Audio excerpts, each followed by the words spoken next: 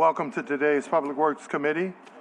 I'll give everybody a few seconds to settle. Apologize for being a little late, but want to respect everyone's time. Ms. Kern, in a couple of minutes, we'll call roll and get started. If we don't have a quorum, we'll get started as an informational meeting. But thank you all for being here. How y'all doing? Hey, Councilman.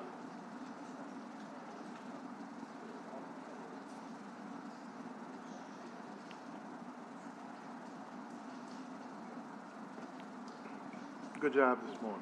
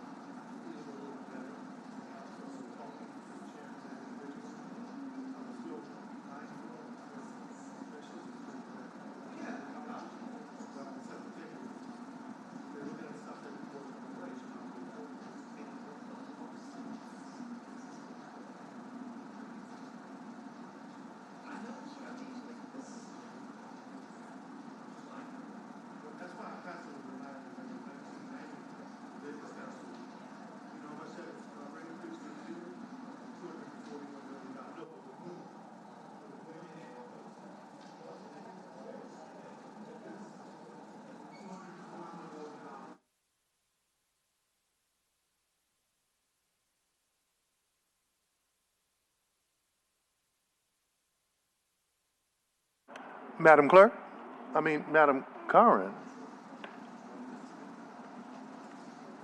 Roll call. Councilmember Thomas. Present. Councilmember Giarrusso. Present. Councilmember Harris. Councilmember King. Present. Councilmember Green. We have a quorum. Thank you for the roll call. Approval of the minutes of the February 21 Public Works Sanitation Environmental Committee meeting. Moved by the chair, seconded by Councilmember King. All in favor? Ayes, and the minute from the last meeting are approved. Before we get into the agenda, statement of clarity. Everyone knows that the state has formed a task force taking a look at a bunch of issues that have to do with our city, especially the Sewage and Water Board task force as a task force and an advisory committee. Several council members and citizens, including myself, have had a lot of cause for concern about what is their mission, why wasn't there more transparency, why weren't more people from New Orleans, especially from Public Works or Sewage and Water Board, included on the committee. But since then, I know I have, Councilmember Green, have attended at least the first meeting, portions of it. But since I have spoken to Ryan Berger, who is on the task force, Roy Glapion, who's an advisor to the task force, and Paul Ranwater, Councilmember Giarrusso, especially since this has been one of your babies, I think I have a little more clarity about, at least if nothing else, what the chairman and what the intention of the task force and the advisory committee is.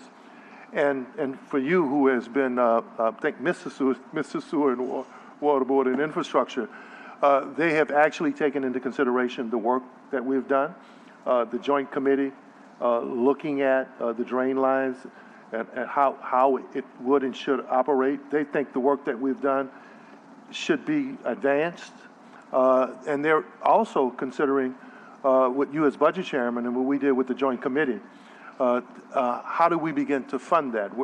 How does the state participate with extra funding even after a special master is named to deal with billing, how do we look at those funds, especially if you're going to combine those drain lines, Councilmember King, with the flood system? So I feel a little better now. They've also said that the governance issue is not and should not be on the table right now, and I was comforted by the comments from Chairman Berger, Mr. Glapion, and Chairman Rainwater, and Ryan Berger, in knowing that even if that was their intention, they're not even ready and able to do that right now. They have their own issues with governance of their own systems. But when you look at billing, when you look at some of the work we've done with the Joint Task Force to deal with drain lines and flooding and how that operates, they've actually considered and looking at the work that we have done, and they think that effort should be advanced.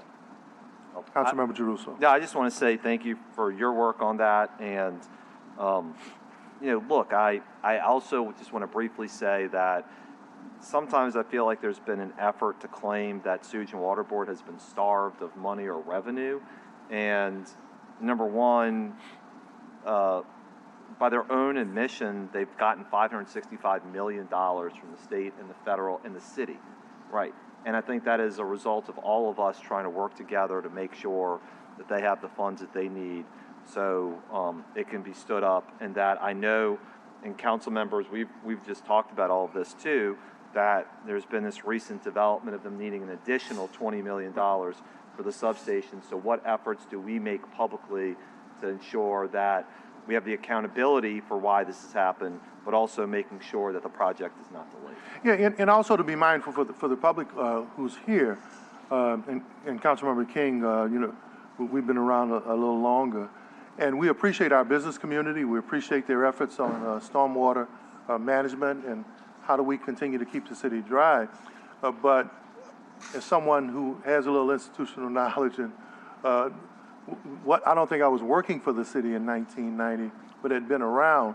It was the business community who killed the drainage renewal. It was a renewal. It was not a new tax. The Business Council raised money. They defeated the renewal, Fannie. And if that renewal had been in place today, that renewal for the drainage system would have yielded 241, over $250 million.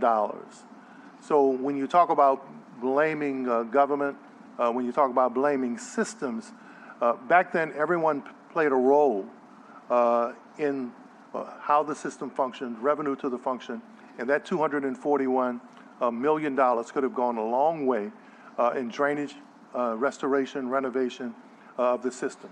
And also on another historical note, when you talk about reform efforts, I believe in giving credit where credit is due. The media is not going to do that. They're not going to take a look at the history of this community and who had and made efforts in reform efforts. Dutch Morial, the first African-American mayor, did the first reform effort and reform paper on the Sewage and Water Board in 1980 and 81 to take a look at its governance, how it operated, and many in this community was against that reform effort because it would have created equity and inclusion and diversity within the system. So when you talk about looking at cities and blaming cities, there's a historical context to all this stuff too. A lot of it isn't new. And at some point, we need to give credit where credit is due. So yeah, reform is one thing, but let's not forget this. And I don't want to sound racial when I say this, but it was an African-American mayor, the first African-American mayor, who said, let's take a look at reforming this system because it doesn't work for everybody. And that's not Oliver, that's a fact. That paper is still around today. If people, if anyone in the media, anyone who's talking about reform was willing to take a read and take a look at it. So we're not dealing with anything new. Let's just hope that we're dealing with something right. And I'll say again, I'm comforted by my conversation with Roy Glapion, who's an advisor to the task force, my conversation with Ryan Berger, who's on the task force, and my conversation this morning with Chairman Rainwater, at least in knowing that some of the conspiracies and some of the stuff we're afraid of is currently not on their agenda. Thank you. Ms. Curran, first item on the agenda.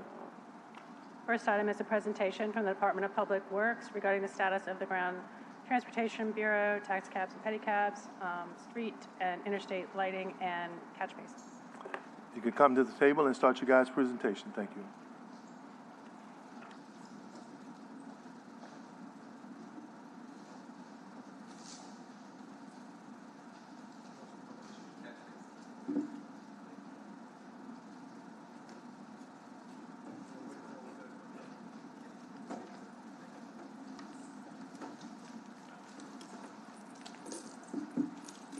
Guys, if you could identify who's at the table and start your presentation. My name is Kristen Watson with Public Works. What'd you say? Kristen Watson with Public Works. Rick Hathaway, Director of Public Works. Shannon Blanks, Deputy Director, Public Works. Alicia Creighton, Taxi Cab Administrator, Public Works. Erica Giroux, Operations Supervisor. Thank you. Who's going to take the lead? Good to see you, Councilman Thomas. I just want to introduce our new Grounds Transportation Bureau Welcome. Administrator. And she's already been monumental in her first, 2.5 weeks here. So we're already starting to see changes with her, and I can let her. Make sure you speak into the mic, it's hard. I can let her take the lead on what we are working towards in the Ground Transportation Bureau. Okay, thank you. You can, then mic is flexible. You can kind of lean it and pull it, bend it closer to you if you. Good morning. Oh, and just, so yes, is it your first time presenting before us? Yes. It ain't as bad as it seems. Right, we don't sacrifice anything on people here. All we want to do is receive you, no matter what anybody says, right? We're really here to help you and work with you. You can proceed. I have 25 questions for her, though. And he's not lying. Grounds Transportation continues to build a capacity in the department. Currently, the renewal process is being revamped to better assist the industry in the department. Processing applications within 2-week frame time now. The first week we receive them, we'll review them, and within that second week, the constituents can receive what they apply for. Beginning April 1st, Grounds Transportation will be accepting applications at City Hall on the first floor, room 1W09. We'll have a person there on Monday, Wednesdays between 9 a.m. and 11 due to staffing concerns. That's the hours that we were able to allow at this time, and we're going to review it over the next 6 weeks to see if we need to add more staffing or if it's actually working better for the citizens. Also, we resumed our Saturday inspections with the school bus because it's renewal time for them. So on Saturdays, we're open from 7:30 a.m. to 3. And we sent out information to all the buses already, have been contacted to let them know that we do have Saturdays inspection if they need to come in on the weekend.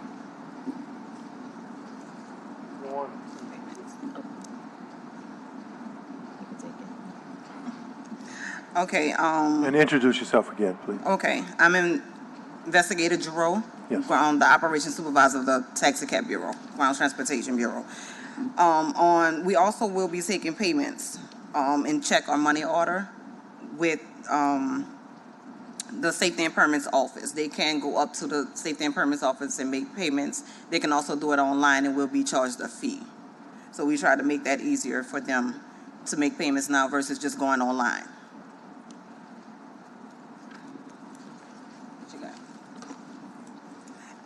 We're going to go with the pedicab DBE requirements. We know that it has been put into code that we're now accepting 20 more pedicabs. The total number will be 65 now. We currently have 45. So we will be taking applicants that are DBE required. And as of today, we have 4 applicants. 2 are DBE certified, and 1 are requesting 15. The other is requesting 5. We do have a hearing that is coming up that those applicants will be allowed to participate in. That hearing date will be on April 26th. The last day to submit the application is April 12th.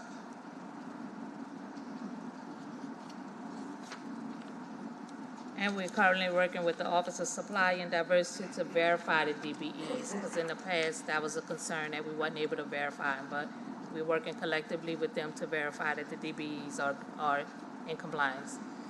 Okay. Currently, GTB has 13 vacancies. 1 taxi cab administrative assistant, taxi cab investigators. We're looking for 6 applicants, and 4 office assistant staffs, and also 2 cashiers that can assist and take some of the weight off safety and permit. And what is needed to fill those vacancies? Because people call us and, well, first of all, Councilmember Green is the official human resources person for the city council. And people call us. I've recommended people for jobs. I've recommended people for the system. And over the last year and a half, and only one person has actually gotten hired. So, and these are people that pass the drug test, have transportation, many of them are degreed, and they come from the circles that we're in. So they've applied for these positions, and I know of only one, Councilmember Giarrusso, who's actually been engaged. What's the problem? Are you speaking of the, No, not for, well, I'm just speaking in general okay. here for the system. So someone who's interested in these 13 vacancies, what do they do? So if we recommend someone, right, what's the next step for them? And not, not our little cousin or my mama and nan on my auntie side, but people who are calling us because we're saying we have vacancies. well, you wanna ask? I can go ahead and speak to that. Typically, we can refer them over to the civil service website to where they can look for the jobs that are open in the city. I'm happy to share those websites with you if you'd like to pass them on when you get these inquiries through your office.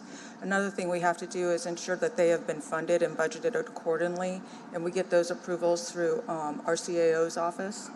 Okay, now that's an important point, Councilmember Giarrusso.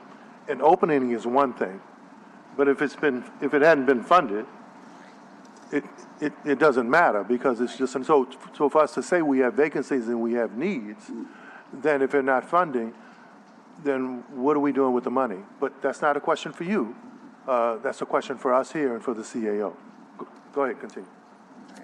But that is typically how we would do our funding. That does lead me forward to some of the expedited hiring processes that we intend to do, at least where it comes into our drainage system. We have had a conversation with the recruiter last week to begin engaging on getting some of our hard-to-fill positions vetted through him to make sure we get some quality applicants that can support the needs of our department. We've have been building out the org chart, and we will have some additional capacity. The CAO has already approved the green light on, so. But I'll let Ms. Delicia continue with her portion. Sorry for interrupting, but. Oh, no, that's okay. Yeah.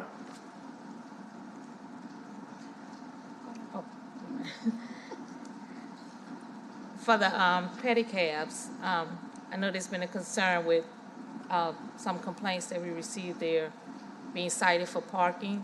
Pedicabs are allowed to park and follow the same parking rules as a motor vehicle.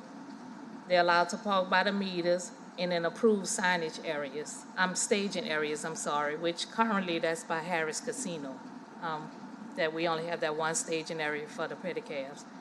They're not allowed to park in safety violations. And some that has been cited, that was a concern why they were cited. They are asked to move, sometimes they refuse to move, so they're cited for the safety violations. Councilmember Giarrusso's on the screen, but his questions are for catch basins. Councilmember King is interested in this issue. Councilmember King. Good morning. Good morning. My question is, I'm glad that you cited the pedicabs for their parking violations when everyone to follow rules. But we have the, I'm going to talk about the golf carts. That does fall under your jurisdiction, correct? They're not following any rules. And they're not getting cited, and they're not paying, well, when you catch them, I guess.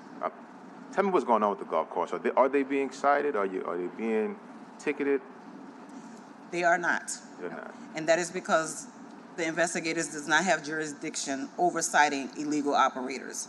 This was brought up multiple times and asked on multiple occasions if we were able to get any authority over the illegal operators, which is the golf carts, the party buses, things like that. Without NOPD, we cannot enforce them. Councilman. Yeah, I mean, time out here, because a couple of years ago, we were asked on behalf of the administration to give sanitation and DPW citation authority, so that way we didn't have to involve NOPD. And I voted in favor of it because even though there was concerns about giving little police powers to these agencies, I wanted to take the pressure off of NOPD to do that. So I get confused because what I consistently hear is, well, we know there's a law in the books, but we don't think this really applies. And I don't want to mandate NOPD has to do it if DPW is really supposed to have the power. I have been with the department for 6 years now, and I have not been given the authorization to write municipals. So it could have been with the previous administration that this was told to, but now, no, we have not had the opportunity to do so. We have been asking for that because we want to take the pressure off of NOPD. That is one way we want to help and assist throughout the city, but I'm gonna try and dust off the legislation. Again, it was before your term, and that's why I'm sorry I interrupted.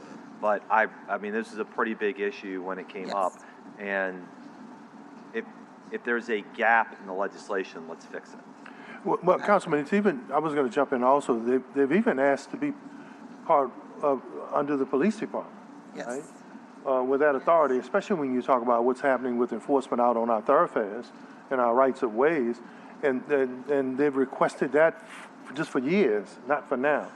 And I think, and I've said it before and I'll say it again, this issue has been a political football or a political hotbed, right? We're in public works right now, and we're dealing with the transportation enforcement issue that really doesn't fit with this committee. But someone thought, because they didn't want to deal with the headache of it, right, or the politics of it, that they would pass it on to another department. And that happens too often in this town. You make tough decisions. If you got to make decisions, you make. But for far too long, they've asked for the authority to leverage with the police department, to do enforcement.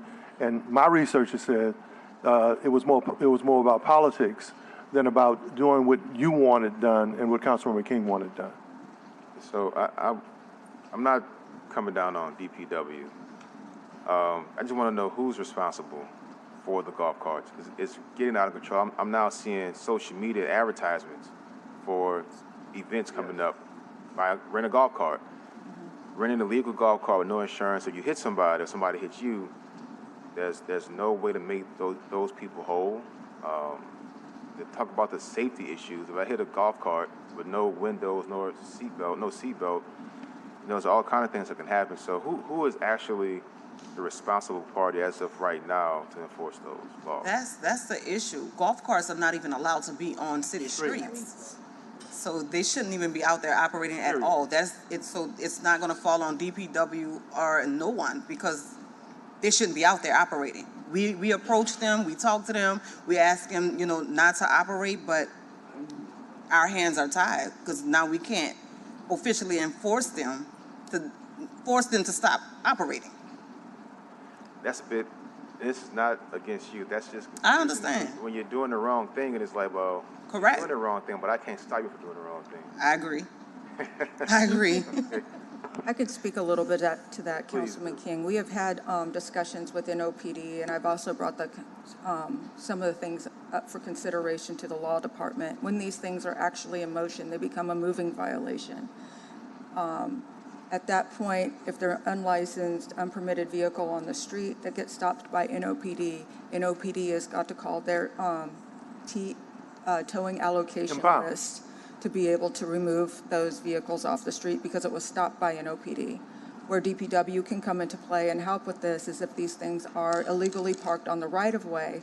Golf carts are illegal altogether, but if they're the low-speed vehicles that have a VIN number, we can remove those as blocking the right-of-way and take them to our impound lot. We're currently working on a public messaging campaign to let the business communities know that their vehicles will be impounded, and if they do not have a license plate, they'll have to provide a bill of sale to indicate they are the true, in fact, owners of these things. We've had several issues with that during Mardi Gras, especially where the pedestrian right-of-way has been blocked, and we've had our disabled community be severely incapable of passing down our sidewalks and be driven into the street, into traffic because of these things. So we understand that it is a huge issue for our city and are working hard to try to remedy it, at least in DPW's capacity. So I can, for me, and this is mainly an issue in the French Quarter. moving golf cart is not the jurisdiction of DPW. It's more NOPD. We only, if they're moving golf carts, we cannot do anything with. It's a moving violation. It'd be similar to like the DMV giving you a license plate doesn't make them a enforcement agency against the moving violation. The same thing. So would that be NOPD? Okay. Okay. Thank you. Councilman, it's a growing issue throughout the city now. Because of the lack of enforcement, people are getting off-road vehicles. They're actually getting golf carts in other parts of the city, and they're traversing the streets, and they're moving around. If you've traveled in certain retiring communities, Florida, Arizona, those things have to go through the same process that a car or a motorcycle or an authorized vehicle has to go through. We don't have that process here because they're not a permitted use. Right. And because they're not a permitted use, they shouldn't be on the street at all. And it's a growing concern. And as we suggested before, that if the investigators are able to be deputized, we can assist NOPD with citing those vehicles that doesn't have a license plate. And hence is the reason why they've been asking Right. to be part of the police department years ago. And I don't know why it wasn't addressed then. But it's something we need to take a serious look at right now, especially given the growing concern, the amount of events that we have in our city, and especially with the rebound in tourism, and the fact that people think they can get away with doing something that's not permitted. And it's being advertised. And it's being as if it's legal to come get a golf cart for this event. Thank you. Thank you. Go ahead, you can continue, ma'am. On that note, we are working, having the discussions with NOPD to possibly do a sweep. That can be a starting point, to do a sweep with the golf carts and try to, put the word out that it's illegal. And they can't pair those golf carts on the city streets. So an educational, informational campaign. Yes. Okay. And please get with Councilmember King, especially, and Councilmember Harris, that on both sides, the Superdome, the Smoothie King Center, the French Quarter, the heavily tourist areas. We're seeing it now. We're seeing golf carts take public space for parking. We had one at, my cousin and I went to a game. A legal one just cut us off right road on top of the dome to let their people out to go run right back. We were in a pedicab. I mean, it wasn't even safe. Councilmember Harris. Yeah, I have similar concerns about the party buses. We get a lot of constituents who are upset about party buses. What are you all doing to ensure that they're not on our public right-of-ways? That's another issue that we're having. We are supposed to enforce party buses. The problem with that is that we can't do inspections due to the electrical issue. So when party buses come in and they do the changes to the buses, the wiring and things like that, we had to have an electrician at the inspection station in order to check those things. But the electrician department, I think that was with safety and permits, they stated that they could not do it and didn't have a code to do so, to do the checks that was needed, if that makes any sense. No, that doesn't make any sense. So safety and permits is saying they don't have an electrician on staff? But that type of inspection. Well, that So needs... that type of inspection, like I said, is once they redo their bus, everything is inside the walls on the bus. So they were trying to figure out how they can do the inspection before they cover the wires to make sure that everything is wired properly. Yeah. So can you get with safety and permits again and bring up the issue? Absolutely. Okay, I mean, I'm happy to support you in this because Right. we have a lot of party buses. It's probably, again, Councilmember King in my district that has the most that are unsafe, frankly, and have not been inspected and are very loud and disturbing people in areas in which they shouldn't. I'm not against the party bus, but they need to have, When they first came in, we did inspect 2, but it couldn't go through because of the wiring. Oh, yeah, no, I mean, Yeah, there are way so- more than 2 party Oh, I buses know. out there. All right, thank you. Councilmember King and Harris, transportation is a growing industry in this country. It has been. with the economy shifting, people are taking a look at all other avenues and venues, right, to have other streams of income. This is one that's growing. One of the reasons why this sub-department has asked to be part of the police department or to be viewed another way on the org chart was similar to what we just did with code enforcement, right? Code enforcement now, we made a change to sustain standalone with a specific role and specific duties. They have specific roles and specific duties when you talk about transportation and enforcement. So maybe at some point, especially you two, Councilmember Harrison King, can take a look at doing the same thing we did with code enforcement so that they would have the authority, just like if they were under the police department, to be deputized to do enforcement. That would answer your question, and that would answer your question. So why it hasn't been done, I don't know. But I think we have an opportunity now, especially with this reform effort. Councilmember, I'm sorry. Yeah, Councilmember Giarrusso. Thank you. I'm just looking, this was in October or November of 2021 when we amended the code to give Department of Public Works, Sanitation, Homeland Security, Ground Transportation Bureau, and Mosquito and Rodent Control more citation authority.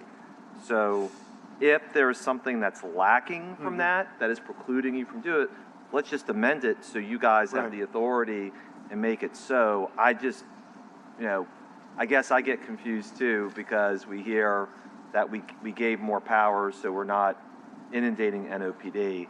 And again, I think as everybody said, if it requires a tweak, we want to make sure that you all can do it. Thank you. I agree.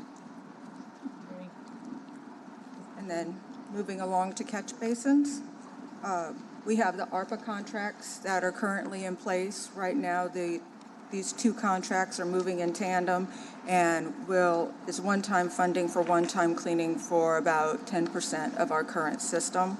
CES, Environmental Compliances Systems, are our contractors. To date, we've cleaned about 69,000 feet of drain lines, and have removed about 500,000 pounds of debris in just the short time that has been online. Catch basins completed to date are 503. We have an additional signed approximately 200,000 lines to be cleaned and about another 1,000 catch basins assigned. We have the contractors expected to begin billing about 600,000 or more a month, which will support about 9 crews. So we expect to really ramp this effort up and see even more progress in the next coming months. And it is set to finish in October of this year. You didn't mention the laterals. The laterals are important, especially we're under sewer consent decree. Yeah, With the Sewage and Water Board. And sometimes I hate kind of have been around or dealt with this stuff because some time ago, the Sewage and Water Board, because of the sewer and consent decree, was supposed to deal with the laterals. Right. They had identified companies to do that, to either repair or especially to make sure that the connection into our system was there. Where are we with that now? With the laterals, we've had about 6,000 cleaned thus far with this contract. And let the public know what the laterals are. The laterals are the lines that move from From the catch basin to the main line. Right. And in addition to the cleaning, we're also inspecting those for blockages and failures. And then follow-up point repairs will be completed following the cleaning contract. Okay, thank you. Mr. Chair, Yes, thank you. I wanted to ask some follow-up questions about absolutely. this too. Councilmember Giarrusso. I say this all the time. I went to law school to avoid math, but this city makes me do it more than I would like. 500 catch basins to date would indicate that we would clean 2,000 catch basins this year. I have to look at the schedule to make sure that is correct. Well, Yeah, your son would be on the It's not council. completely assigned yet, so. yeah, but I guess Shannon, this is the point, and I realize this is not you, okay? So this is not directed at Shannon, but it's directed at the department. The New Orleans City Council on December 1, 2022 allocated $10 million to cleaning catch basins. We are now in 2022, the city cleaned around 2,000, last year 1,750. We have 72,000 catch basins. That is not going to get the job done. And I know we all agree on that. But based on what I'm seeing right now, the trend lines show that roughly we'll clean 2,000 catch basins this year and 24,000 lateral line feet, and what we were told is that there'd actually be 7,000 clean catch basins cleaned per month. So let me say it again, 7,000 catch basins cleaned per year, and then 575,000 feet of linear line. So, if we're at 500 in March, and our goal is to get 6,500 more done, there needs to be a hell of a lot more work accomplished, and particularly with hurricane season looming. I'd like to add that the contract started on February 14th. The contractor had 4 crews out there.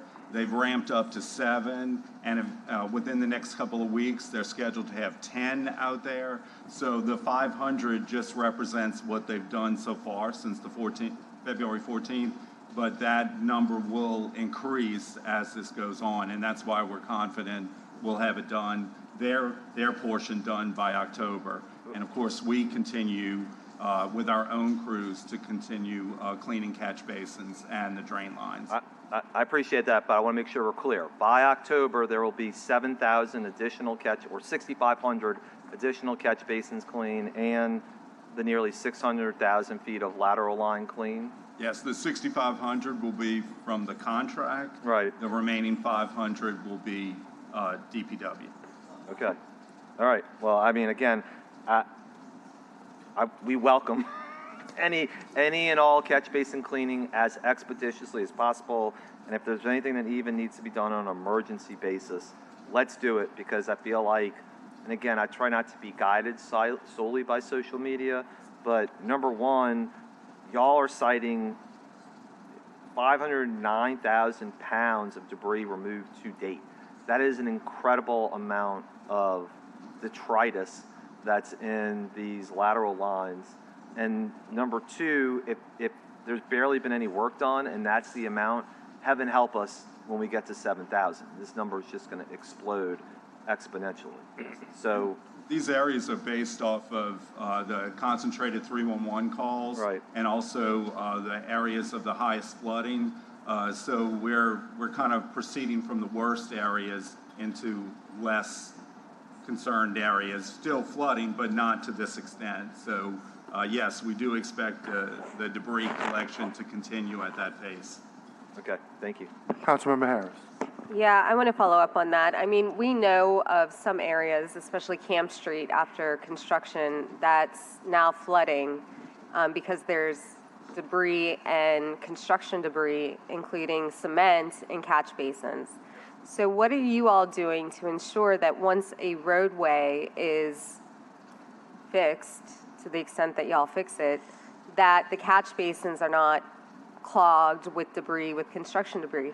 Matt and I go and we look, and we can see where there's cement or asphalt piled up around catch basins, and lo and behold, there's flooding. So does DPW inspect or do a punch list after construction to ensure that these catch basins are clear? Yes, even though the roadway is being used prior to the punch list being remedied, yes, we create a punch list. We have a final inspection with the contractor and the assigned engineer, and all of these locations are documented. I think you're talking about Camp at 8th is where the situation was where apparently the contractor used the catch basin to wash out the mixer and the concrete solidified there. Yeah. And so that area, we're having the contractor go back in and break up that concrete and remove it. But why wasn't that identified as part of your punch list? If you're saying there's a punch list when construction is completed, why didn't DPW identify that there was concrete clogging that, if you're saying that you do check catch basins after construction? It's multiple inspections. We have subsurface inspections and surface inspections. I can't answer exactly why that, but I will say that it should have been caught by the inspector on the job during construction when that was actually happening. Those are usually our assigned engineers who provide those inspectors, and we are working to correct that type of lack of inspection and hold our engineers as well as the contractors accountable. And what policies do you have in place to ensure that the contractors know that they can't wash out concrete into our catch basins. I mean, I would think that's elementary, and that's something that they would know not to do, but obviously they're doing it. It is, and not only are they told not to do that through the specs, but if any damage occurs to the city's facilities, like a drain line, that they have to repair, it's on their nickel, not ours. Okay, so I know that we have some new vac trucks. The city has some brand new shiny vac trucks that I've seen personally in use in Gerttown. But we also know that Sewer and Water Board also has their own vac trucks. Have you all thought about partnering with that entity to help with catch basin cleaning? It's still the dividing line. They handle the 36-inch pipe and up, and then we handle the lower pipe sizes along with the catch basin. Yeah, no, I get that, but I mean, given, again, to Councilmember Giarruso's point that we're only at 503 catch basins being cleaned, I mean, I would think that y'all could come up with some sort of CEA agreement so that you can use their vac trucks in order to expedite the cleaning of the remaining catch basins. I'd definitely bring it up. We've restarted our regular meetings with the general superintendent and the director of the Sewage and Water Board, and that will be a topic of discussion. All right, thank you. Councilmember Harris, that's a good, very good question with some historical context. If we would remember. No, yeah, I just wanted to add some foundation to why Councilmember Harris's question is important. If you remember the headlines in the last administration, when the Napoleon Avenue drainage project was completed, they found out that they had paved over the drain lines. So when you talk about checklists, the checklist is extremely important. Someone should be out there checking that if you're going to do a drainage project, if you're going to pave the street, then who allowed the contractor to pave over the drain line? So that was more work that had to be done, Rick, and that happened, I think, during the Landrieu administration when they were doing the Napoleon Avenue project. They did the drainage, they did the overlay on top of the street, but they paved over the drains. You're talking about over the drain structures? Yes. Okay. Yeah. So what it would have seemed like, if there was a checklist, someone would say drainage, check, paving, check, drain lines, check. If I was a project manager or inspector, it shouldn't have taken the press to come back and do a report, or neighbors complain that the drain in front of their house was paved over. Right. Councilmember? I think we have to hold, the people that work for us accountable, and we're trying to get to that. Thank you. Location. Councilmember Giarruso, then Councilmember Green. Yeah, just my one follow-up question based on the chair and Councilmember Harris. We passed an ordinance allowing DPW to fine people for intentionally clogging catch basins. Have any citations been issued? That I don't know. I'd have to ask. I mean, it was 0 as of 2 years ago. Well, that's what we're all of us are up here are in a, hey, I realize, Rick, you're new to all this, but I'd like an answer to that, because my personal view, and I think I'm seeing my colleagues shake their heads, you make some examples out of some people, particularly the construction companies that are allowing their materials and their flow to go in the catch basins. You fine them $5,000 a few times, they'll learn their lesson. And then it's less work on y'all to clean it up. Yeah, I mean, I called the Housing Authority a few years ago. I wasn't an elected official.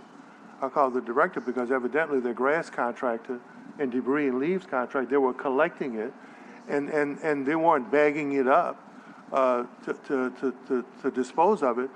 They were raking it in the catch basins on Martin Luther King and Broad Street and blowing it on the catch basins. And surely, when you have major sites like that, and then when you talk about construction debris, if you drive around the city, those of us who, especially district council members, we are finding construction debris where people who are working to get paid to either demolition or build or construct projects, their construction debris is being dumped all over the city. Period. Councilmember Green. Well, in line with that, I wanted to suggest strongly, I hope that you'll take a note, the flooding of Saturday or Sunday was a good example. There was flooding in front of my house, and there's construction work going on. but there was one of those blockers so that the debris wouldn't go into the drain. The problem is that for a number of days, a number of weeks, the leaves had been allowed to accumulate in front of it. So as contractors are doing their work, I know that it's not necessarily in the specs, if you will, but there needs to be a look at cleaning the drains in areas where construction is going on more frequently. The reason that the water went down in front of my house was that this is a catch basin that I maintain, but the blockage is in front of it. I simply went out there with a rake and cleaned all the leaves and the debris from in front of it, and then the water went down, but otherwise it was flooded. And we have that throughout the city. Just take a look at the jobs that are being done right now where they put in place those, whatever the title is of those devices or those materials to stop the construction debris and leaves from going in. Yes. It still needs to be cleaned. Yes. Okay. And you know, again, just working with our inspectors, make sure that they understand those type of items are already in the specs, that the contractor has to maintain the cleanliness and safety of the construction work site. So there's no excuse that that's happened, and we'll get with the inspectors and make sure that that's being updated. Okay. Another thing that's happening is that at some sites where the work has been finished, the drains haven't been paved over, as Councilman Thomas suggested has happened in the past, or stated has happened in the past. But the asphalt is higher on the street, and therefore there's less room for the water to go into the drains. There should be some way or the other to not go so close to the drain and then just have a small amount of space for the water to go in. Yes. I know that sometimes when you're adding asphalt, unless you carved it all out and you're adding the same level, you're going to have the asphalt to be a bit higher. But it should not be so high such that on certain streets you can see that the water just doesn't have as much of a place to go. Right, and there actually is a detail in DPW standards, we call it the wedge detail, and the contractor has to come back and cut out a certain area and slope it so that the water can drop into the catch basin. Again, follow up to make sure all of those items are being done. Right, without calling out a particular street, I'll tell you it's not been done on some streets that have been finished for a while. You can take a look at that, whoever that inspector would be. At the Sewage and Water Board Task Force meeting of the other day, it was stated that the city has $10 million that it has not contracted to clean catch basins. The engineer that Councilman Thomas referred to stated it, Engineer Glapion and somebody else. Could you comment for the public on that $10 million and this contract? Because it was also suggested that there was some contractor out there who had 100 trucks and 100 people, and they were ready to go to work for the city. I took issue with that because I find that a little bit hard to believe, knowing how expensive those vacuum trucks are. We'd be talking about tens of millions of dollars. So the bottom line is, could you talk about the $10 million that we allocated to spend on catch basin cleaning, where we are with that, and is there an opportunity for a contractor who has all of these trucks to engage with the city to do this cleanup? The ARPA contracts, there are 2 of them that are underway right now. We divided it between districts A, D, and E, and then B and C. Those 2 contracts were won by the same contractor, CES, and the $10 million is earmarked for the cleaning of catch basins and lateral drain lines and main drain lines as identified by DPW and the engineer to spend that money. In addition, towards the end of this contract, the contractor is responsible for TVing the lines that we have identified that appear to have blockages, identify that blockage, and then we can use that information for a drainage point repair contract to correct those deficiencies. But the $10 million is the ARPA cleaning that's going on now and started on February 14th. So it's technically correct to say that the $10 million is under contract and that work is being done according to that $10 million? That's correct. Any firm that had 100 trucks and 100 people to clean catch basins could have bid on that contract, am I correct? Yes, it was open to public bid law. Did you get anyone to bid who had that sort of suggestion, that sort of material power to get that done? I don't know who the other bidders were, but we can get the bid tab and present that to you. I doubt if it was the case. I get concerned when I see public meetings where people throw out numbers and suggest that the city would turn them down. At the end of the day, if somebody had that capability, that firepower, we would not turn them down. They would potentially be the lowest bidder, but they could certainly meet the specifications of the job. It sounds that way, yes. Right, so at the end of the day, you know, it's not a perfect game, but the bottom line is that the city can't be always called out. And look, we should have been called out for not spending the $10 million maybe as quickly as we could have. That precedes you and much of those who are here today. But the bottom line is that it's under contract now, and this is the firm, CES Compliance and Environmental Services Systems, and they are going to be cleaning the catch basin. Yes. All right, I'd like to make a statement to the public. If you employ someone who cuts your grass, don't let him put all of the debris in the drain lines. It's as simple as that. I have someone who cuts my grass. There are 4 bags by the time he's finished, and it doesn't go into the drains. Also, to the public, I know that it's tough, but there are 72,000 catch basins in the city. Even under the contracts that we have here, if we doubled them, we would not get to them all. After the fall, when the leaves have fallen, it's hard to get around to all of them to clean the face of the catch basin. I just want to encourage citizens and neighborhood groups to recognize that just as on Sunday I was able to stop flooding in front of my house by simply cleaning the catch basin, the top of it, I want to encourage people to recognize that sometimes it really is a numbers game. And if the debris accumulates on the top, or if you let the person who cuts grass fill your catch basin in front of your house with that grass, we're going to have a problem. I want to encourage the public to participate as much as possible, and even certainly to continue to call 311. But 72,000, that number speaks for itself. Yes. Okay. Thank you for doing that, Councilman. That's it. Okay, that's the real, Nope.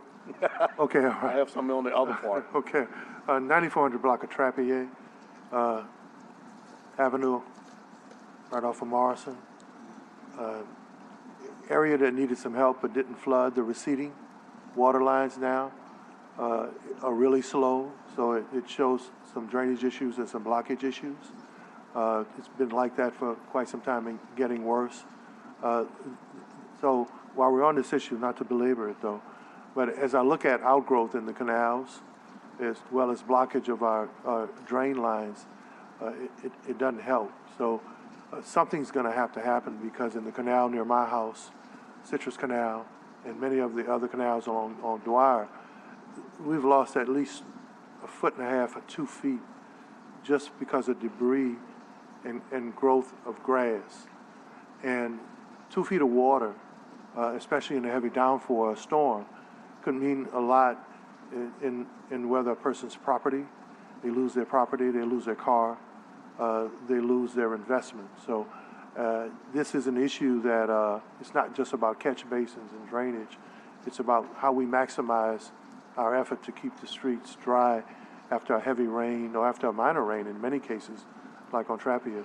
So just be mindful of that. Hopefully y'all will come back with a report in conjunction with Sewage and Water Board at some point that talks about how we maximize our efforts to keep our thoroughfares and our canals, at least the water flowing. All right. Thank you. Thank you. All right, so the next slide addresses our in-house efforts. Right now, we have 3 crews that are dedicated to catch basin cleaning, and we have 1 rotating crew that typically does our asphalt grading and ditching that in inclement weather goes out and assists with catch basin cleaning. To meet the increasing demand, as I mentioned earlier, DPW is fast-tracking some hiring processes with given the green light from the CAO's office and support. So we are looking to hire 4 laborers, 4 maintenance workers, 2 supervisors, and a road and drainage superintendent to give us some more capacity to keep all of our machines actively operating on the street. The data from the 2024 projects that we're currently doing now with ARPA will be uploaded into a new asset management system, and this will help track our efforts and to be able to target maintenance and begin a preventative maintenance schedule moving forward.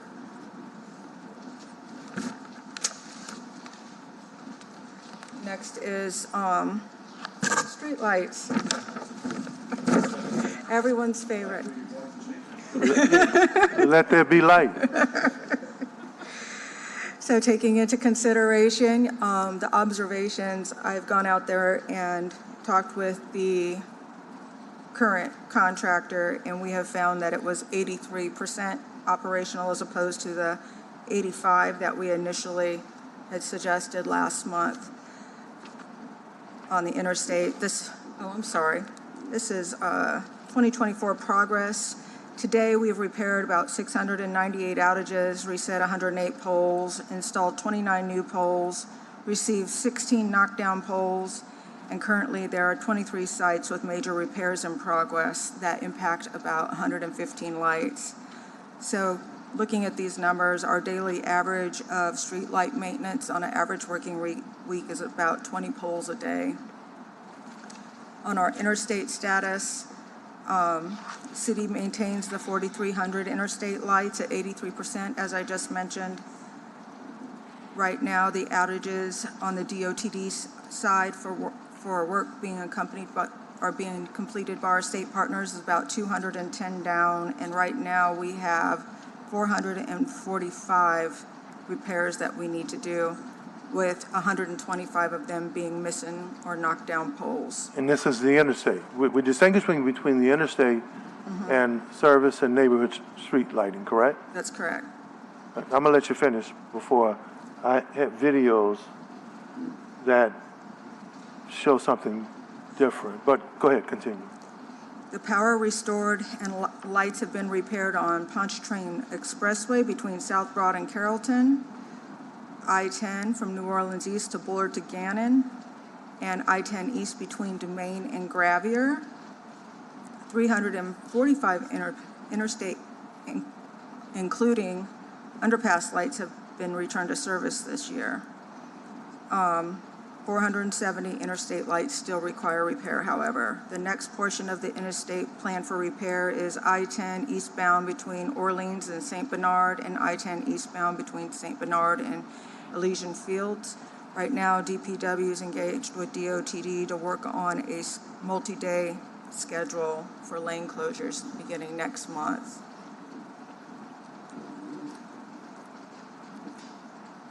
Streetlights, Councilmember Green. I knew this was gonna light Well, up. no, actually, at the end of the day, I appreciate the numbers, and I was actually taking a picture to share with the public. Okay. So I've got to trust these numbers, but clearly, I do continually bring this up, and I hope that we're working on it. The disconnect between the city maintaining and the state owning lights is a significant concern in our city. We have a state that has a $51 billion budget. We have a city, the most maybe important city in the state relative to the welfare of our state generated by city revenues and city activities and the like. We also have a lot of things on our plate as an urban area that other areas don't have. For example, dealing with situations involving those who are unhoused. You don't have that situation at the magnitude that you have in other areas. Certainly issues such as crime, but also just the very fact that our city has, these state thoroughfares that run through it. I don't have the answer, but I keep asking the question, what's going on and what can we do as a council to change some of the responsibilities that we have to maintain lights that we do not own? I believe I would have to talk to one of our partners here in the city, but I believe that none of the municipalities in the state, all of the municipalities in the state are responsible for their own interstate lighting. So DOTD does not take care of any of them. There's, I believe, a law in the books that say they don't have to. And I think that the governor wants to work with us. There's a task force meeting tomorrow regarding the sewage and water board. We have new state troopers here in our city. We appreciate all of that. We have many unfunded mandates, if you will, that are proposed upon us by the state relative to the criminal justice system, relative to maintenance of state thoroughfares. A lot of people don't know that Elysian Fields, from Claiborne to Elysian Fields, is a state thoroughfare. That Claiborne Avenue is a state thoroughfare. That Chef Highway is. That St. Claude Avenue is. That Haines Boulevard is. But yet, it's members of our New Orleans Police Department and our crews that take care of them. My general question to members of the council has been asked on multiple occasions, and I just want to ask how we can help. How can we go to the state and say, it just makes sense that a city that has so many lights throughout the city gets some help? Can the state help us by maintaining the lights that it owns? You say it's not done in any other municipalities, but New Orleans is always called out for exceptions for one reason or the other. Many times things are imposed upon us, such as ownership of the sewage and water board, the limits that the council has, but the responsibilities that we're asked to do. I'm just asking you to continue to do as I've done when I talked to a couple of state officials. What can we do to change the landscape relative to maintenance of these lights so that the entity that has the $51 billion budget can maintain its lights? I see the same problems happening with maintenance of areas under the interstate that are really under the responsibility of the State Department of Transportation and Development. I think that we need to look at that, and it might bring some relief to Public Works. But I appreciate these numbers. I'm going to tell everybody that 470 lights still require repair. We've done 698 outages, so we should be able to do those repairs before year end. When I go to community meetings, I'm going to tell people the numbers say that we'll have them done by year's end at the latest, and hopefully before that. Hopefully before that. You might want to hold off till you do your own counting. Councilmember Giarrusso. Yeah. I wanted to ask, maybe say one thing generally and one thing questioning. Is generally, I realize again, you all are new here to all of this, but we're introducing an ordinance on Thursday about net 30, which would require the department head and finance to come to council chambers for any vendor who has not been timely paid if an invoice has been sent. And I hate to do this, but we've just got too many complaints about whether it's been this vendor or that vendor, and they're not getting timely paid. And unfortunately, hashing it out publicly, I guess, is going to have to be the way that we'll have to resolve it. I just wanted to give you a heads up. And then secondly, I wanted to ask about Pontchartrain Expressway, because that is a well-traveled area. All of us were kind of talking about it here, and I know it bisects Councilmember Harris's district and mine, so just trying to get a timeline for when those lights are going to be back up and running.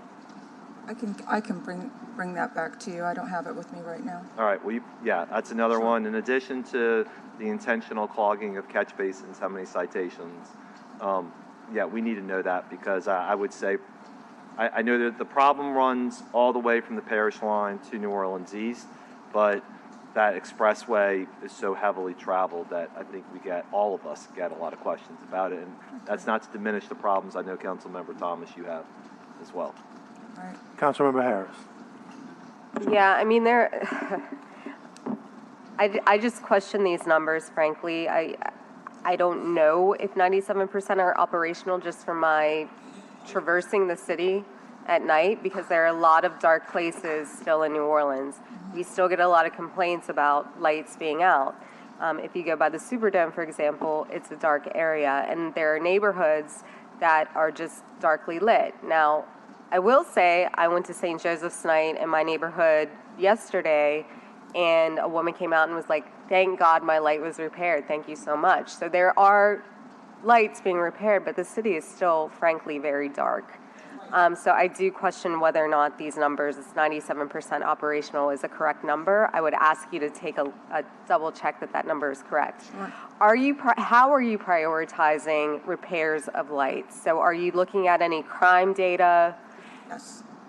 We are working collectively with a No Dice pilot program with the DA's office to bring high crime areas or certain areas with spikes in crime to see what infrastructure improvements that DPW needs to bring back to the area to make sure that they do provide a public safety aspect.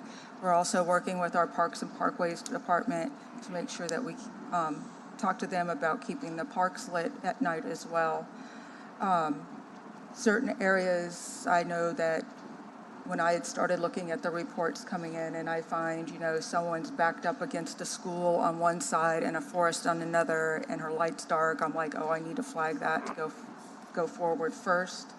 So I try to look at it that way. And then also our streetlight contractor, the contract monitor pulls those up on a daily basis. So I can also talk to him about how we strategize and work on a better plan and present that to y'all as well. Yeah, I would appreciate that. I'd also appreciate to know how many days from reporting or knowing that this light is out in a high crime area to repair. Is it a day? Is it 2 days? Is it 2 months? What is the timeline between knowing and an actual fix? Okay, I can bring that to you. Thank you. I'll share the videos. Y'all know I go find the dumpers and not do all that work on my own. I'm not supposed to, but people don't want to hear it. They just want to see something done. I have 10 videos I'll share with you guys, and it just shows how grossly wrong, in many cases, media reports are, or even sometimes the reports we give here. In these 10 videos, it shows that there are actually more lights on the interstate in New Orleans East. And most of the lights extend from the Pontchartrain Expressway through Mid-City towards Lakeview. Practically all of those lights are out. The media won't say it, but if you go from the Metairie line to the airport, 80% of those, but that's in Jefferson Parish. They don't get the negative that we get. 80% of those lights are out. And if you go from the bottom of the high rise to the Superdome, still practically 70% of those lights are out. And the reason why these areas are important, right? This is a city, right? So in a city, you expect light. Now, the area coming from Slidell or from the rural areas that connect to us, I can understand. There's nothing but alligators and hogs and moccasins, and snakes and stuff like that out there. But once you hit the city, which is considered the metro area boundaries, people should expect to see some lighting. And my own investigations, I'll share these with you guys. I'll send them to you. It shows you every strip. And the videos are from 2 minutes to 40 or 50 seconds, and it shows every area on the East Bank, including up to the airport in Jefferson Parish, where the lights are out. Thank you. I'll share it with you. Thank you.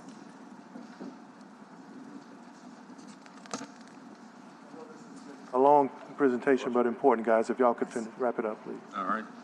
We'll just continue on. Our last section is about the New Orleans East I-10 service roads, walking and biking connectivity. We recently received the grant for $61.5 million. This is resulting from a study that was done in conjunction with the RPC to determine. When was that study done? In 23, last year. And so as a part of that, it was determined alignment of a potential bike and pedestrian trail, crossings of the I-10, and connection to the existing bike and ped movements along the interchanges such as Reed, Crowder, and Bullard. We've just started formulating how we're going to spend the grant and how these projects will come to fruition.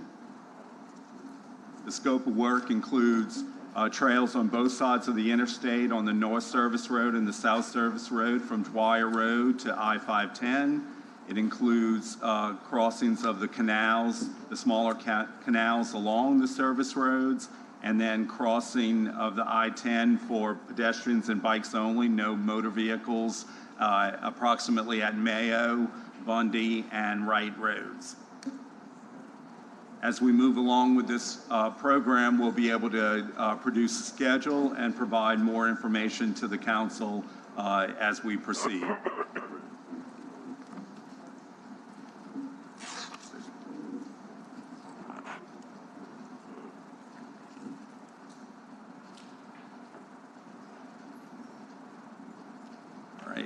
And then this also includes lighting along the corridor on the service roads. The lighting on the interstate right now is designed to only light the travel lanes. The service roads are not lit, and this grant will give us the opportunity to install lighting along that entire stretch of service roads.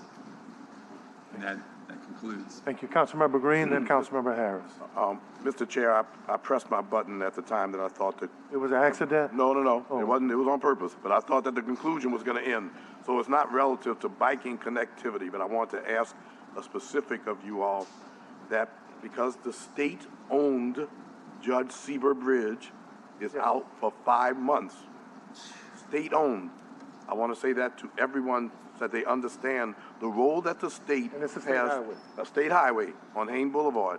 So when people ask what the city can do about it, I ask you to contact the State Department of Transportation and Development and also your state representative and senator, because that bridge has been out so often that it may be, I would hate to think about replacement and what it would do, but it goes out too often.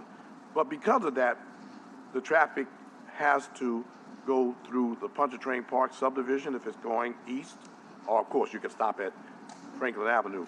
But there is a stretch of Hain Boulevard which I'm asking to have special attention drawn to between Congress and also between Press.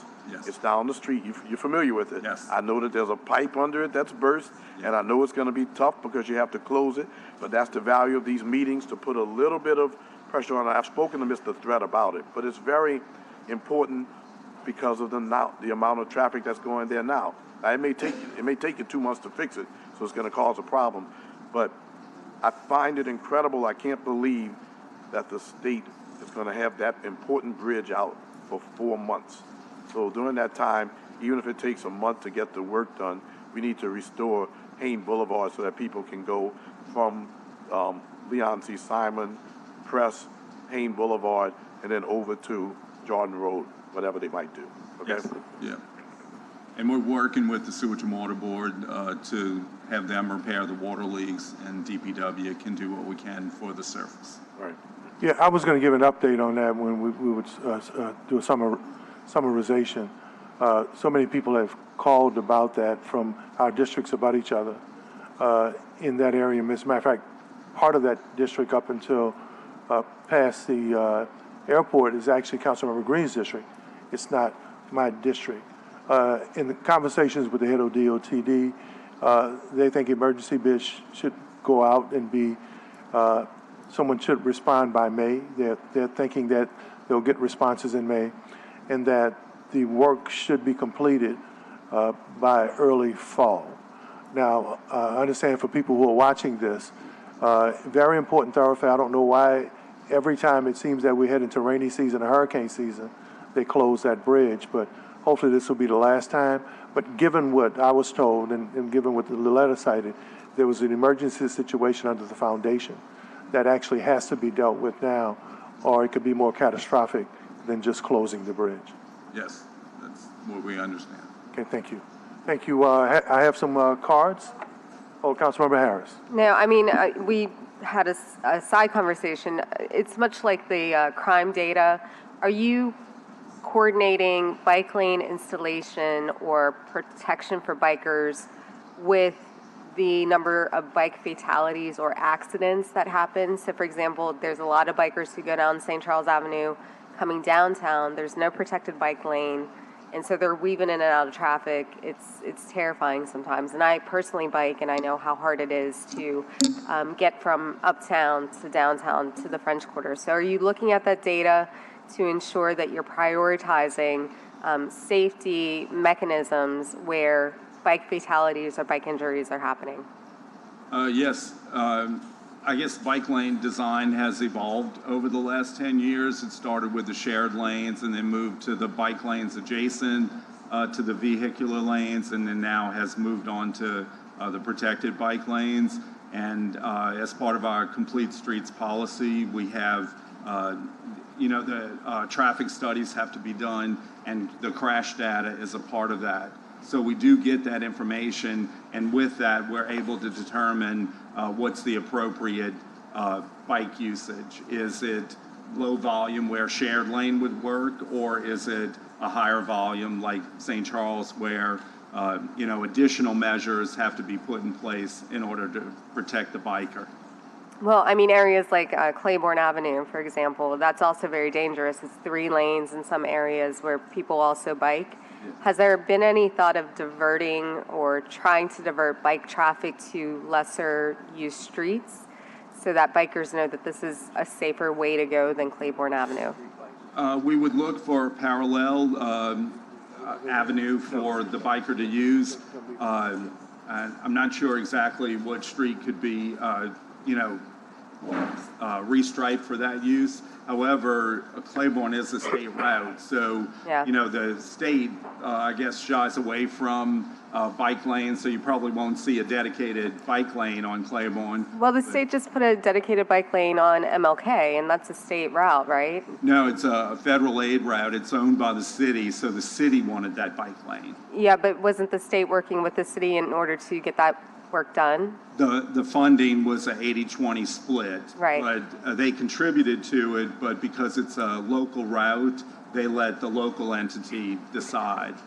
There is a section on Broad where they put a bike lane, but it was apparently through many years of discussion to try to get that bike lane based on the need from studies that were done that, said there were enough bikers that wanted to use that street. Yeah, I mean, I think what we need to do is make sure that we're coordinating more with the state on lighting, on bike lanes, and all of these things. And I know, you can use us to talk to our colleagues at the state in order to facilitate those discussions. So if there's something that you need, please, and Councilmember Giarrusso says this all the time, don't hesitate to call us if you need something.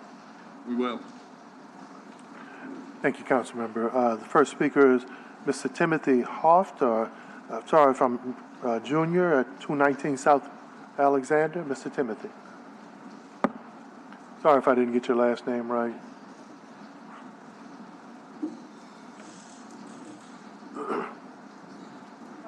Thank you, it's Huft. Just a quick few concerns about, I'm a pedicabber, and I was curious regarding the expansion of CPNCs.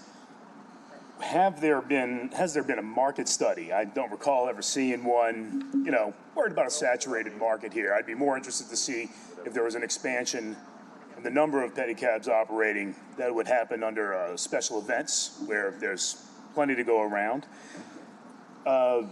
Regarding GTB enforcement, of course, the big concern was largely addressed by the council, golf carts and other unlicensed vehicles. I still don't understand why they can't be deputized. It sounds, according to Councilmember Giarrusso, that is the case. So, the sooner we can see enforcement regarding all of these vehicles that are much more dangerous to public safety, motorized golf carts, and I mean, not just party buses, but, we're also talking, have you seen these slingshots? These rolling Bluetooth speakers, extraordinarily loud and stunt driving, all the rest. It just, we can't have NOPD.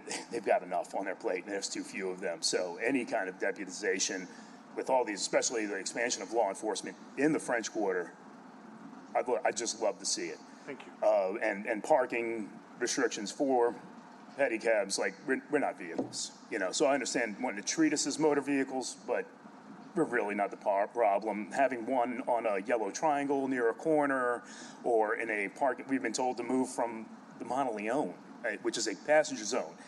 So I don't understand this, where we're allowed to be on the patio of the casino, but that's private property. So I don't understand why that is allowed, or how DPW has the authority to make sure that we're there, or that's the only place that we can park. So I don't want to see dedicated parking zones, just a bit of largesse from these tricycles that really aren't the problem regarding public safety. We are there, we're attending because we're trying to solicit on the street services. Thank you, Mr. Timothy. Thank you. Thank you. We have the timer. Everybody, 2 minutes, please. We'll try to be as respectful of time. Mr. Timothy, thank you. The next is Evan Alford. Evan Alford. Mr. Alford.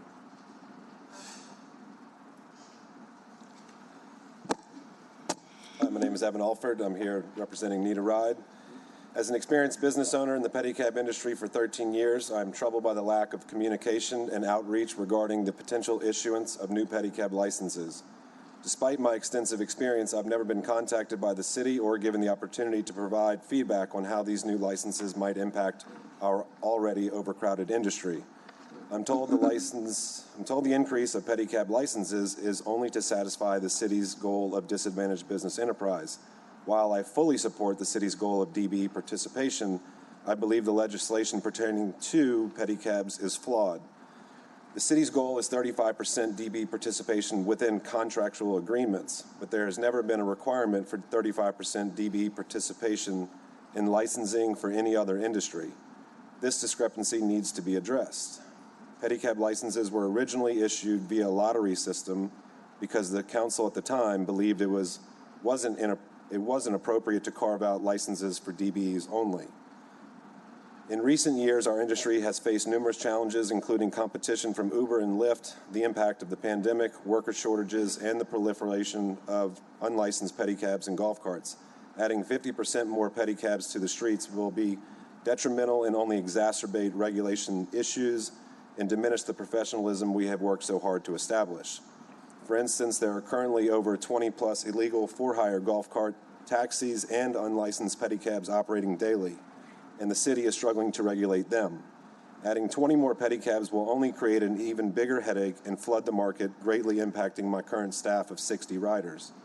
On January 6, 2022, the ordinance was amended to say an increase of pedicab CP&C shall only be considered after completion of a pedicab market analysis report, and that the city was to consider input from various stakeholders, civic and community groups in the French Quarter, owners and riders to determine if there was a need. None of those steps have been taken into consideration. I urge the city to reconsider the issuance of new pedicab licenses and to engage with industry stakeholders to find a more balanced solution with DBE participation within the current companies. Thank you for your time and consideration. Thank you, Mr. Alford. P.J. Lynch.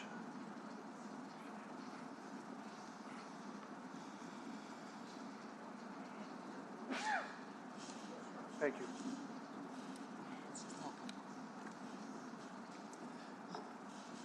My name is PJ Lynch. I've been a pedicabber and a manager in the city for the last 13 years. And I'm hoping that now that we have a new GTB director, that we can have a more sensible approach to parking practices for pedicabs in the French Quarter. If you look at this slide, we can only park in parking, metered spots, and Harrah's Casino. There's 45 pedicabs in the city. 80 to 90% of our rides either start, end, or traverse the French Quarter.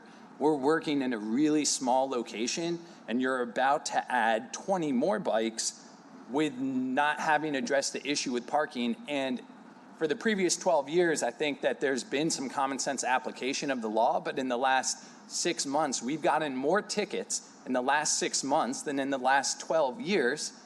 And it's mainly, not all of them, but mainly it has to do with parking. Like, we need to take from cities like Charleston or other cities that allow for the GTB to create rules, so I don't have to come here and beg you guys to be able to park near bike stands or in cab stands or in hotel zones or in freight zones, because we're not the same thing as you guys going to a Pels game and leaving your car unattended for 2 hours. We don't leave the pedicab. We're always with it. So if there's a fire in the building, we're scooting right along. I need some help from you guys so that we can apply sensible action to how we're being enforced in regards to parking. And lastly, the addition of 20 pedicabs, for a really long time, it said that there needed to be a market study done. We've just lost a big chunk of our population. I would just love, if you're gonna do it, there's gotta be ways to roll it out or to limit the number. There's a lot of things that we could do, but we should do it with a market study first. Thank you. Thank you, Mr. Lynch. Rob Lynch.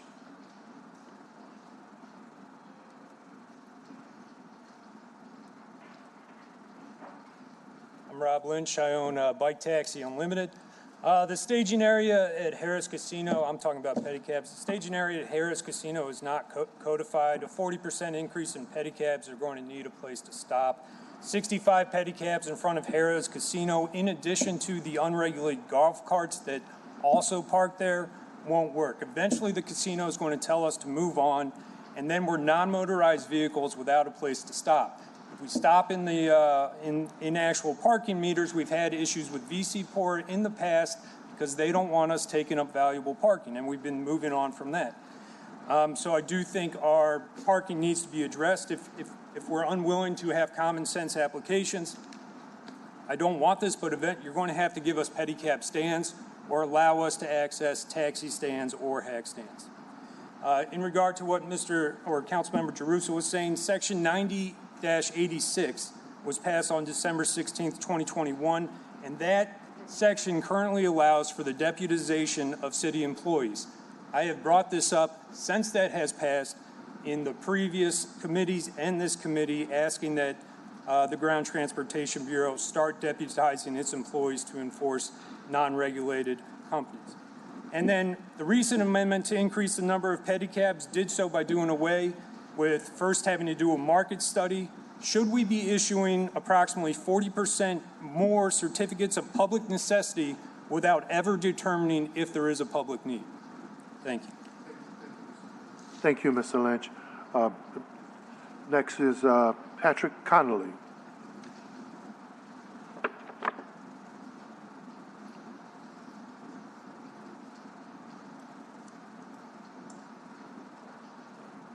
Test. Okay. Mr. Connolly. Thanks. So I'm new to the city, and I'm a community organizer from Toronto, trying to support grassroots organizing in this city. I support the pedicab licenses, and a bit of context on that is that I'm hoping for equitable distribution of the new licenses to new smaller companies, specifically new companies operating potentially as democratic worker cooperatives, where the drivers can self-determine the direction and receive the value generated.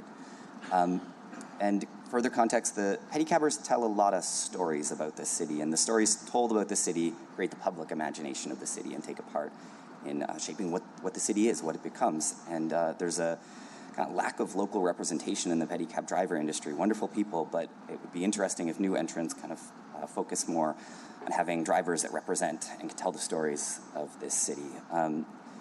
New entrant companies can challenge that, and not just talking, I guess I'm talking about those companies having different ownership and local ownership, and not just participation in the workforce. I know a few efforts to kind of start up businesses that are kind of aiming in this direction, and I'm hoping that they have a chance with these licenses. Yeah. Thank you. Thanks. No, thank you, Mr. Connolly. I know one of the reasons why there was an effort to take a look at locals and DBEs is that to provide opportunities, especially to increase participation in this industry, for maybe African Americans, young men and women who are from here, who, while they're participating in that economy, they could tell the stories about their neighborhoods, their families, and their communities. And nothing against people who are not from here. New Orleans, we're the city that welcomes folk, but locals matter, their participation matters, and especially given the economic racism and disadvantage that has happened in this community for decades, participation is important. It solves crime, it strengthens communities, helps with education, and advances our city. Thank you. You want a last comment? Yeah, just, I guess just Councilmember flagging- Green don't want us going back and forth now. Yeah. Go ahead. Not really in response, just a reminder. Flagging that, like, with worker cooperatives, ownership changes often, and I guess I just wanted to flag for policy things that there's some things about transfer of licenses when the business is sold, and I'm just kind of concerned that kind of adding, and when there's a new driver, they become a new owner, and whether that, make sure that doesn't inconvenience cooperatives. Thank you. By the letter of the law. Thank you. Councilmember Thomas, I have 2 online comments. I have one last Okay, card. great. Mr. Jordan Harbaker. And then I have 2 cards for other issues. Ms. Martin is for 789, and Ms. Brown is for I-10 Service Road. Go ahead, Jordan. All right. I'm Jordan Michael Harbaker. Hi, everybody. I'm here in a personal capacity as an applicant. Actually, I'm 1 to 4, one of the qualified DBEs that were mentioned today, Infinite Circle LLC. And I just really want to commend everybody for sticking to this because this is huge for a lot of us. I went back and watched September 2nd, 2010, when the pedicabs were first heard. There's a gentleman from the lower 9 who mentioned his concern that, hey, you know, people who want to get into this game won't be able to because maybe they don't have the capital. And that's inevitably what happened. We ended up with 3 companies, 15 permits each, and they had it down for the last 14 years. I have been talking with a lot of businesses here, especially black-owned businesses here in New Orleans, and the DBE, they don't even know about the DBE sometimes. So it's even just been a training on business and just understanding what a disadvantaged business enterprise is, and just talking about this opportunity. Being able to have local representation, women-owned businesses, minority-owned businesses, people of color, having that voice is super important. There's a lot of safety concerns out there for us in the pedicabs. We deal with a lot of racism, we deal with a lot of sexism. Our butts are always touched, it's just a thing. So by changing these permits, we're not just changing the amount of cabs out there, we're changing the amount of companies. So I asked when people are up here saying we need this study, we need this, what's on the agenda for that? Because any one permit after this is a new company. That means that business practices change, that means culture changes. There's a lot of things that could go into it. And I actually do want to mention on the parking, because I do want to talk about a technicality. We are an accessibility vehicle out there. We do have a lot of people who have mobility concerns. So sometimes we just try to squeeze and fit where we can to make sure we get people closest to the curb as possible or closest to their space so we're not dropping them off a block down and they got to walk back. That's all I got on that. Thank you. Thank you. Ms. Brown, Ms. Brown still here? Bernadine Brown? Okay, I guess not. I have a picture of a golf cart not blocking the street, but blocking the entire sidewalk. Council members? Councilmember Green? It's blocking the entire sidewalk. It's a golf cart. It's not at Lakewood. It's not at Metairie Golf Club. It's not at English Turn. It's not at Joe Bartholomew Golf Course. It's blocking the sidewalk in front of 3 businesses during broad daylight. Not only not licensed, shouldn't even be there, anywhere near there. So this is happening every day, today. Thank you. Any online comments? Yes, we have 2 online comments. First comment is from Allison Matthews. She says, I'm concerned that a market analysis was not conducted before allowing another 20 permits to be allotted for use for pedicabs.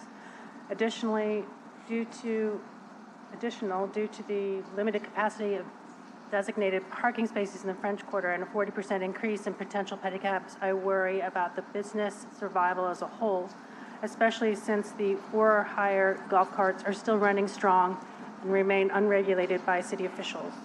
And the last comment is from Connor Riblet, representing NOLA Pedicabs.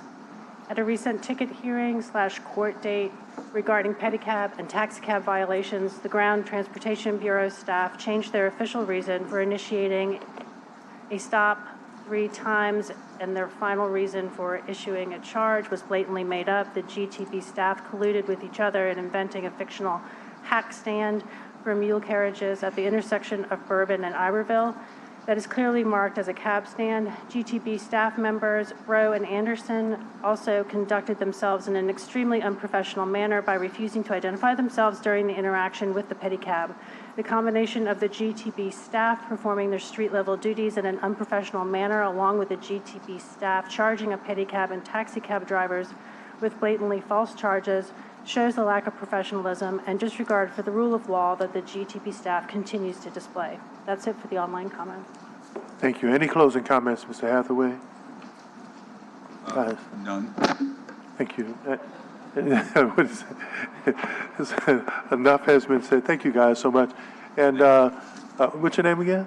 Investigator Giroux. Investigator Giroux and Delicia Creighton. y'all did great.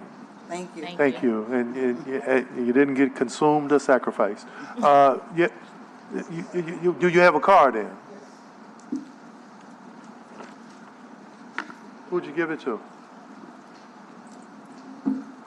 Oh, you're not Bernadine Brown, huh? Okay.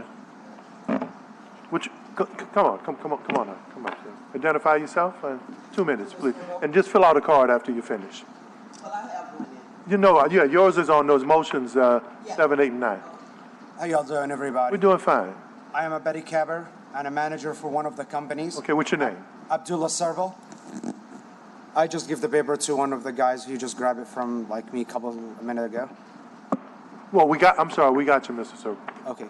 That's my fault. I'm a manager and a Betty Cabber. I've been working in City of New Orleans for 6 years.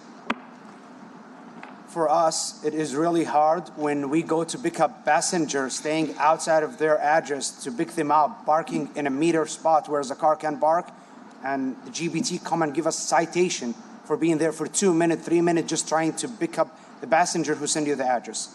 And the second thing, sometimes we sit for more than an hour while 15 bikes sitting at the casino waiting for customers. We don't have that much business for us as Betty Cabber to add 20 license. Like right now we have 45 bikes.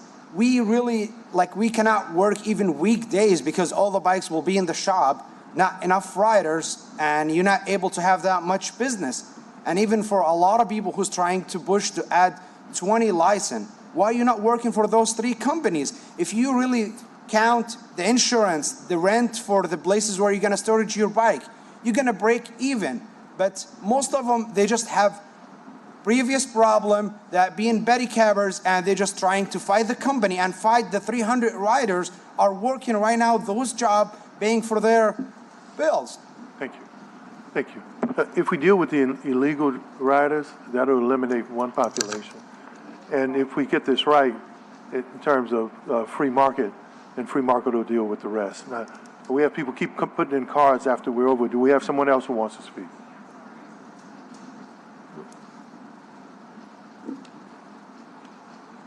I'm sorry, I'm late. That's okay. Avoid today. Just identify you. I know you've been present on this issue, so My name is Grace you've earned the right to Lewis. speak. Yeah. I am currently an unemployed bike taxi driver. I'm going to keep my stuff together today, guys. I have been suspended for basically complaining in the shop about the systems that they have. And then I was fired recently because I applied for permits.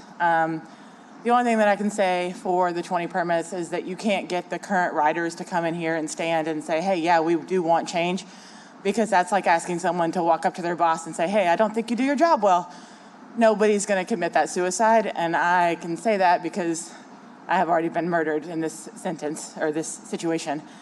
So if you look at other cities, you can see that other cities have way more bikes per capita. You could compare us to Chicago, Charleston. You can go through all the cities, but they have a higher ratio of bikes to the number of tourism. Our numbers right now are the same as Charleston, and they only have 100,000 people that live there, and their max tourism, I think, is like 500,000. So we're way above that, and the city can handle it when it's busy. So I think that's just a voice that you're not going to hear standing up here. If you look back in the council meetings from when we had this argument with Kristen Palmer, right before you new guys came in, we had probably 100 comments from former riders that we got to write in support of us, just because that was the only way anyone could voice their opinion. So I just wanted to say that, because I know you're going to hear a lot of negative, but there is positive out there. Just can't stand up and say it. Thank you very much, Ms. Lewis. Thank you. You've been real present in this issue, and so I wanted to make sure we gave you your time. Guys, thank you. Ms. Curran, next item on the agenda. Next item we have is motion M2496. This is a contract this is a motion authorizing the council president to sign the Fifth Amendment to the contract between the city and Hammerman and Gaynor for the city's third-party automobile services. Yeah, moved by the chair. Second by Councilmember Harris. Any objections? No? And all in favor? Ayes have it, so ordered. Motion number 5. Next item is motion M2497.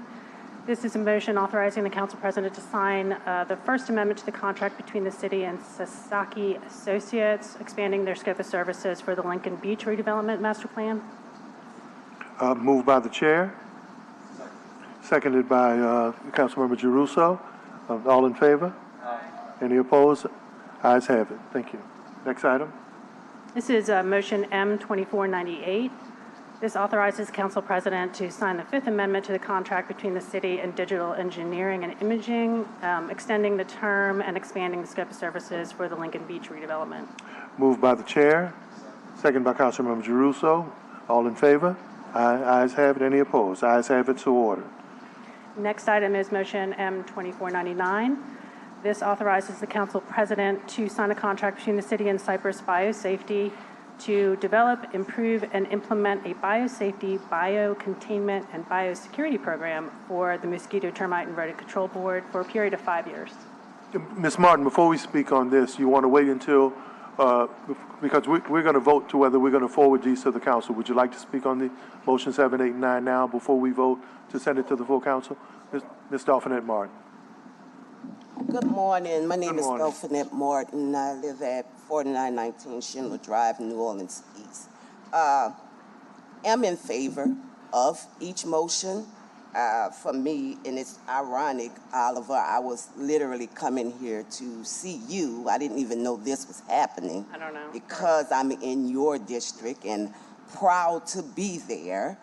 But I've been having issues with possums. And I'm scared to death of them, so I bought a home, and now I'm a prisoner in that home. Due to my neighbor having chemical buckets and boats and a forest next door, and I've been to code enforcement 6 times. And I was told we have no officers to send. And so, Dolphinette, I'm so emotional because I understand. I worked my ass off, Oliver, to purchase a home. And when I was living in public housing, I had no mice, I had no possums, I had no rats. And now I'm a homeowner, and I'm a prisoner because I'm scared to death of them. I'm scared to come out my front door. I run to my car because I don't even want to see them. This morning, garbage truck passed, didn't take all the garbage. They didn't take it last week, so now it's more this week. And it's just one thing after another. And so I was coming to see you to figure out who I needed to see and walked into this. And so I am in motion. I am in favor of the 3 motions. I do believe the mosquito, termite, rodent contract is needed, but oversight is needed as well. Thank you. Thank you. And so I got your email address from the young lady here, and I'll email you the picture. It's horrible. Well, I think we have code enforcement representatives here. They're going to get with you. Yeah. And for people, if you don't know who Dolphinette Martin is, she wouldn't say she's one of the foremost authorities in this country in terms of criminal justice reform, ex-offenders reincorporate back into life in the city. She's one of the most recognized people in this country, especially with females and young men who've been incarcerated. So you paid your dues, and they're here to meet with you. We want to help. We want to fix this. Thank you, Dolphinette.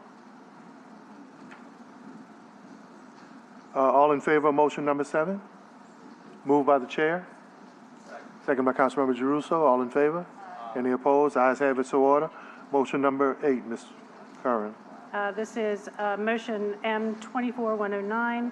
This authorizes the council president to sign the Second Amendment to the contract between the city and Durr Heavy Construction for the non-emergency demolition services and to extend the contract another 12 months.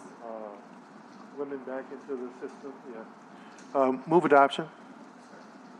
Second by Councilmember Green, all in favor? Ayes have it, so ordered. Next motion. This is motion M24-110. This authorizes Council President to sign the Second Amendment to the contract between the city and Durr Heavy Construction for the emergency demolition services and to extend the contract 12 months.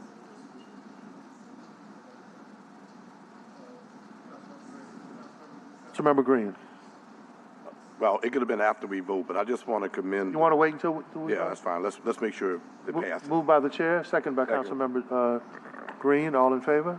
Aye. Any opposed? Ayes have it, so ordered. Councilmember Green. I just wanted to take an opportunity to thank the Department of Code Enforcement for its focus on remediating some of the blight that we have in our city.